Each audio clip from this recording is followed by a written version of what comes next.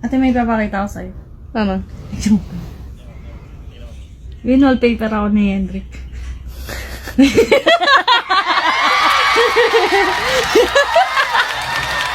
Ule. Kilig. Once upon a time, sa gitna ng isang chill na gabi, naka-live sa TikTok si Henrik, ang certified Mr. Right ng bayan. Mayroon akong nais malaman. Maaari bang magtanong? Kasama ang kanyang future girlfriend na si Fujiko. Sweet dapat ang vibe, pero teka, parang may kakaiba. Ano ba problema mo, Jiko? Wala. Ba't nagagalit ka kay Hendrik? Hindi ah. Sabi niya po nainis daw po siya. Wow. Bakit? Ano yan? Bakit ba kasi? Ano nangyari? Pag-usapan, hindi yung ganyan-ganyan kayong dalawa. Ate na ka na.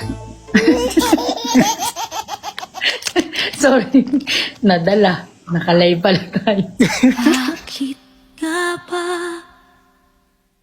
mahal kita kahit di pinapansin ang damdamin ko? Si Ate M, ang ever-observant na ate ni Fujiko. Napansin agad na parang may toyo si Bunso. Hindi maipaliwanag kung bakit. Wait lang, guys. May nagsasabi dito. Si Fuji ko po galit the whole live.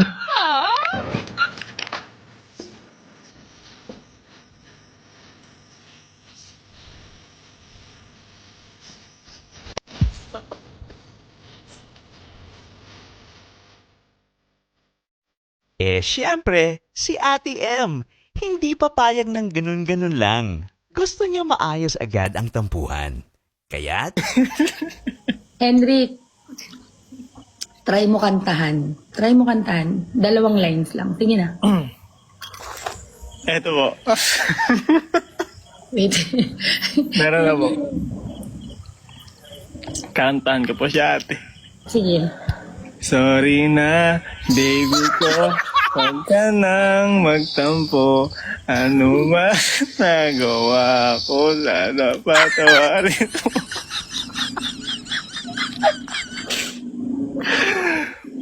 Fuji ko, patawarin mo na. Huwag ka na magtampo sa kanya.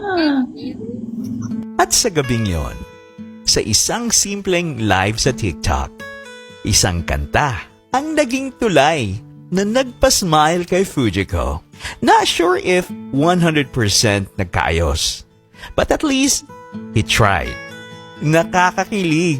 Ang cute nilang dalawa. Ay nako, pag-ibig nga naman.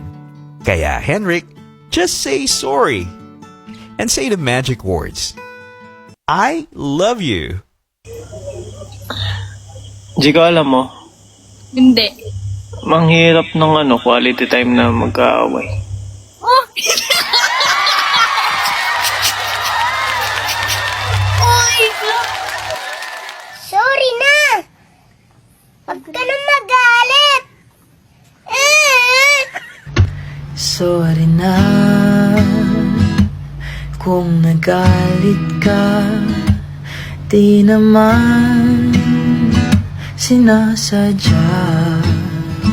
Kung may nasabi man ako, init lang ng ulo, pipilitin kong magbago para sa iyo. Sorry na